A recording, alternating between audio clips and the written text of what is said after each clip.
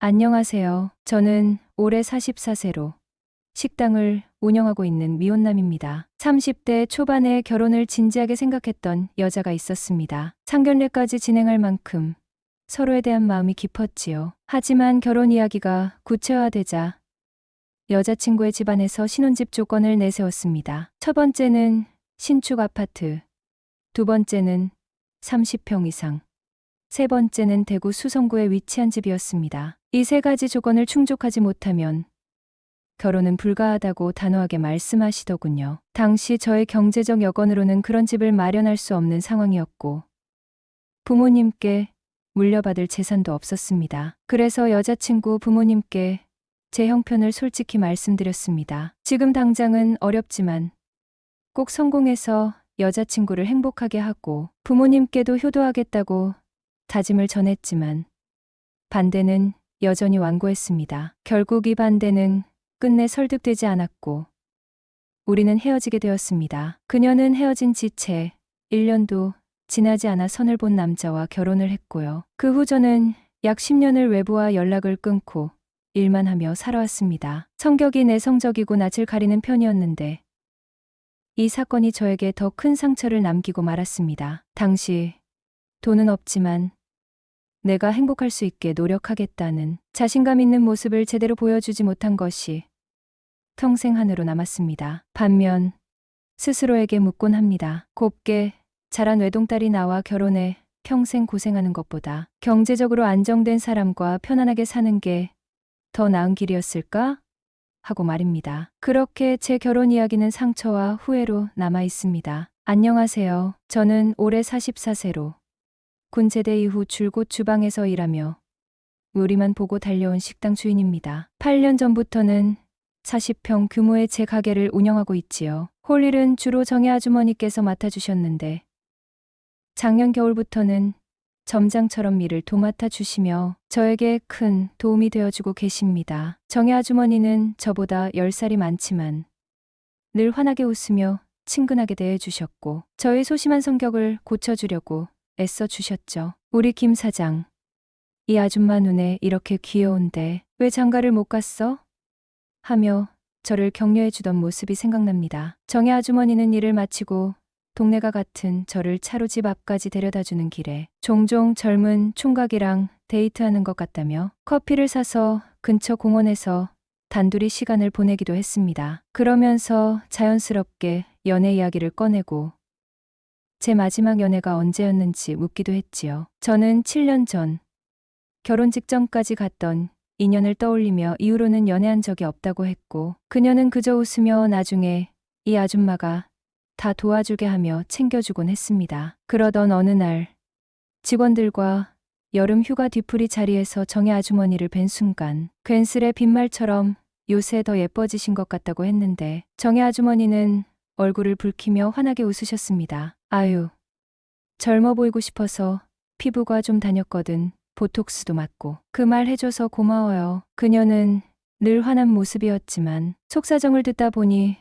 무거운 책임을 지고 살아온 분이었죠. 남편은 2년 전 사고로 세상을 떠났고 남은 자식 둘을 위해 꿋꿋이 살아가는 분이었습니다. 그날 뒤풀이 자리가 끝난 후 우리는 다정히 소주 한 잔을 나눴고 한참을 이야기하다 노래방으로 자리를 옮겼습니다. 어색한 분위기가 싫어서 다른 동네로 갔는데 구석진 자리에 앉아 조용히 노래를 부르며 즐거운 시간을 보냈습니다. 그러다 그녀가 옆에 와서 노래 좀 찾아달라며 옆자리를 권했고 마주한 그녀의 눈에서 묘한 떨림을 느꼈죠. 정혜 아주머니와 함께 노래방에서 시간을 보내던 그날 서로의 마음을 확인한 후부터 우리 사이는 한층 더 가까워졌습니다. 그날 이후로 아주머니는 더 자주 저를 챙겨주기 시작했고 저는 그런 그녀가 점점 더 편안하게 느껴졌습니다. 얼마 지나지 않아 아주머니가 점심에 미리 만들어 놓은 도시락을 챙겨와서는 우리 김 사장, 잘 먹으라고 만든 거예요 하며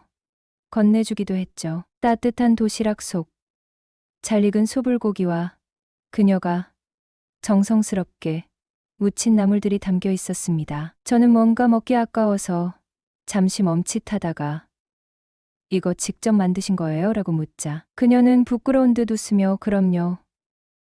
누가 만들어준 줄 알았어요? 라고 장난스레 말했죠. 서로에 대한 마음이 깊어지면서 그녀는 하루하루 제 곁에 더 큰 존재로 다가왔습니다. 한 번은 주방에서 힘든 하루를 보내고 있었는데 그날따라 갑자기 기운이 빠지더라고요. 정혜 아주머니는 제가 지친 모습을 보고는 주방 뒤편에 마련된 작은 휴식 공간으로 저를 데리고 갔습니다. 그리고는 제가 말리기도 전에 제 어깨를 툭툭 두드리며 여기서 잠깐 쉬어요라며 믹스커피 한 잔을 건네줬죠. 커피 한 모금을 마시며 저는 자연스럽게 그녀에게 힘들었던 일들을 털어놓게 되었습니다. 아주머니는 제 이야기를 하나하나 다 들어주며 조용히 그래도 김 사장님은 참 멋진 사람이에요. 나이도 어린데 이렇게 식당을 꾸려나가고 내가 자랑스럽게 여기는 김 사장이라고요라고 말해주었습니다. 그녀의 말 한마디 한마디가 제게는 큰 위로였고 고마움에 자꾸만 마음이 흔들렸습니다. 한 번은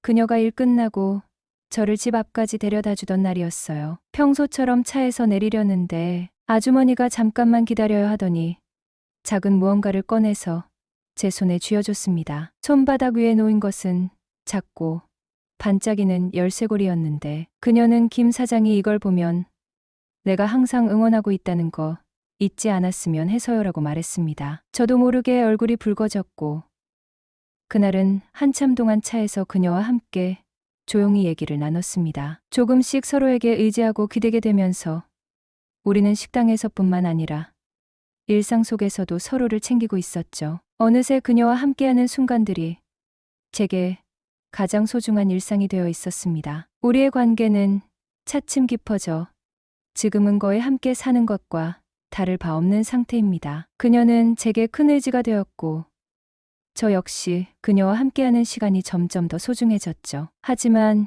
이 관계를 둘러싼 현실은 만만치 않았습니다. 그녀의 자식들은 저와의 재혼에 단호히 반대하고 있습니다. 이유는 단순합니다. 제가 총각이라는 점.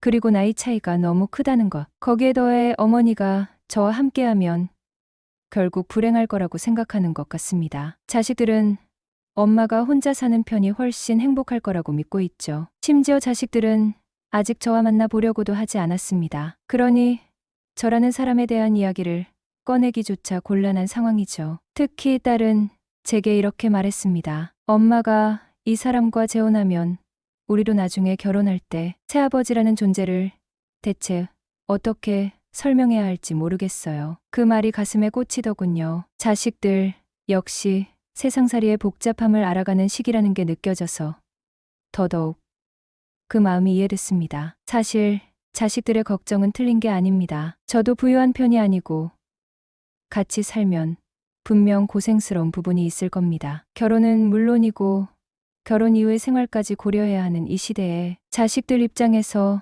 엄마가 힘들어하는 모습을 걱정하는 것은 너무도 당연한 일일 겁니다. 그래서인지 저 역시 그런 그들의 반대에 쉽게 반박할 수도 없고 그들의 입장을 이해하지 못하는 것도 아닙니다. 이론적으로만 보면 이 관계를 유지하기 어렵다는 걸 알고 있으니까요. 하지만 마음이 문제입니다. 모든 것이 머릿속에서 명쾌하게 정리되어도 이미 그녀에 대한 감정이 깊어진 상황에서 쉽게 발길을 돌리기란 너무나 어렵습니다. 이성적으로는 다 이해가 되는데 마음은 언제나 그녀 쪽으로 기울어지고 있으니 스스로도 답답할 지경입니다. 제게 그녀는 인생의 든든한 동반자이자 가장 가까운 친구이기도 합니다. 사람을 마음에서 떼어내는 일은 쉬운 일이 아니라는 걸 이번에 새삼스럽게 배우게 되네요. 이러지도 저러지도 못한 상태에서 우리는 하루하루를 보내고 있습니다. 자식들의 반대는 거세지만 그럼에도 불구하고 포기하지 못하는 이 마음을 어쩌면 좋을까요?